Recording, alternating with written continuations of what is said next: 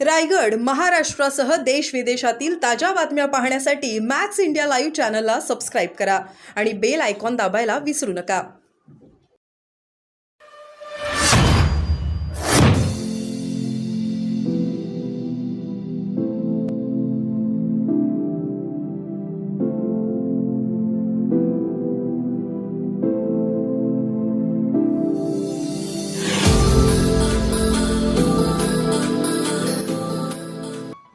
आज पहाटे वरळी येथे हिट अँड रन प्रकरणामध्ये मृत्युमुखी पावलेल्या नाकवा परिवारातील जे काही सदस्य होती कविता नाकवा यांचा अतिशय दुर्दैवी असा मृत्यू झाला. त्यांच्या दुःखामध्ये, त्यांच्या परिवाराच्या दुःखामध्ये मी सुद्धा सहभागी आहे. वरळीचे आमदार आदित्य ठाकरे हे तात्काळ पोलीस स्टेशनमध्ये धावून गेले आणि त्यांनी पीडित परिवाराला न्याय देण्याचा जो काही प्रयत्न सुरू केला त्याबद्दल मी त्यांचे आभार मानतो. परंतु लगोलगच त्यांनी या प्रकरणाचा राजकीय फायदा कसा करून घेता येईल याच्याकरिता प्रयत्न सुरू केलेले आहेत. त्याच्याकरिता मी त्यांचा निषेध सुद्धा करतो. आता पहा, मुंबईमध्ये म्हणा किंवा वरळी आणि आजूबाजूच्या परिसरात, वरळी ते चर्चगेट ते बँड्रा इथे अनेक अपघात होत असतात. अपघात होऊ नयेत असं माझं म्हणणं आहे, परंतु अपघात होत असतात. तर अशा किती अपघातांना आदित्य ठाकरे पोलीस स्टेशनमध्ये धावून जातात किंवा गेले आहेत, हा आता एक प्रश्न आहे.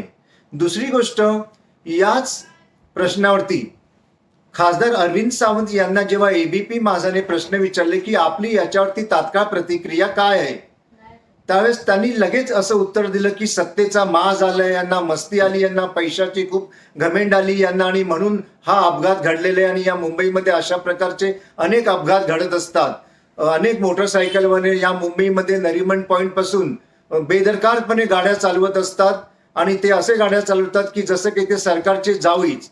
म्हणजे मुंबईत कुठेही काही घडलं, अपघात घडला किंवा कुठेही एखादी वाईट घटना घडली की सरकारशी त्याचा संबंध जोडून जायचा, जोडून टाकायचा. हे जे काही हे उभाटा शिवसेनेचे नेते करत आहेत हे अतिशय निंदनीय आहे. जे दुःख आज नाकवा परिवारावरती कोसळले त्यांच्या दुःखात तुम्ही सहभागी झाला पाहिजेत. असं तुम्ही राजकीय नेत्यांवरती चिखलफेक लगेच सुरू करणं हे फार चुकीचं आहे आणि एका खासदाराला तर ते मुळीच शोभत नाही. तर असे प्रकार कृपया, आपण असं सुद्धा म्हणतात की हा महाराष्ट्र सुसंस्कृत लोकांचा महाराष्ट्र आहे, मग हे आपल्याला, आपल्यासारख्या सुसंस्कृत खासदाराला हे असं शोभतं का अरविंद सावंतजी, की लगेच तुम्ही शिवसेनेशी आणि मुख्यमंत्र्यांशी, राज्यकर्त्यांशी याचा संबंध जोडायला सुरू केलं? तर असं करू नका. या राज्याची जनता सुसंस्कृत आहे, तिला सर्व काही खरं काय, खोटं काय, चांगलं काय, वाईट काय कळतंय. तेव्हा तुम्ही पीडित जे काही कुटुंब आहे त्यांना कशी मदत करता येईल, त्यांना न्याय कसा मिळेल, त्यांच्यावरती जो काही हा अन्याय झालेला आहे, मग तो अपघात असेल किंवा कसाही असेल, ते RTO, police department, forensic department उद्या सिद्ध करेल याच्यामध्ये कोणाची चूक आहे कोणाची नाही. परंतु राजकीय त्याचा जो काही फायदा घेण्याचा आपण प्रयत्न करत आहात, हा जो काही प्रयत्न आहे हा तुम्हाला शोभा देत नाही. तेव्हा कृपया असे जे काही राजकीय फायदा घेण्याचे प्रकार उभाटा शिवसेनेमार्फत आणि तुमच्या महाविकास आघाडीमार्फत जे काही सुरू झालेले आहेत ते आता थांबवावेत आपण, हीच मी आपणास नम्र विनंती करेन. आणि मी पुनश्च एकदा सांगेन की नाकवा कुटुंबीय जे काही आहे त्यांना कायद्याने योग्य न्याय हा मिळालाच पाहिजे. धन्यवाद. मित्रांनो, जेव्हापासून महायुती सरकारने मुख्यमंत्री माझी लाडकी बहीण ही योजना जनतेसाठी म्हणजेच खास करून महिला वर्गाकरता जाहीर केलेली आहे, महिलांचं आयुष्यमान, त्यांचं आरोग्य सुधारण्याकरता, उंचावण्याकरता खास करून ही योजना आणलेली आहे, तेव्हापासून महाविकास आघाडीच्या तोंडचं पाणी पळालेलं आहे आणि त्यांच्या पायाखालची जमीन सरकलेली, सगळे धडपडू लागलेले. दररोज पहा, यांचे नेते शरद पवार साहेब, उद्धव ठाकरेजी, संजय राऊत, आदित्य ठाकरे वेगवेगळी बयानबाजी करायला लागलेले आहेत. नाना पाटोळे तर असं म्हणायला लागलेत की ही योजना खरं म्हणजे आमचीच आहे, आमच्याकडून यांनी चोरली. तर उद्धव ठाकरे म्हणत आहेत की ही योजना बोगस आहे, महिलांना फसवलं जाणार आहे, जनतेला फसवलं जाणार आहे, एवढा प्रचंड प्रमाणात पैसा लागणार, तो पैसा महायुती सरकार कुठून आणणार आहे, तेव्हा या योजनांच्या मागे महिलांनी लागू नये, तुम्हाला काही मिळणार नाही वगैरे वगैरे.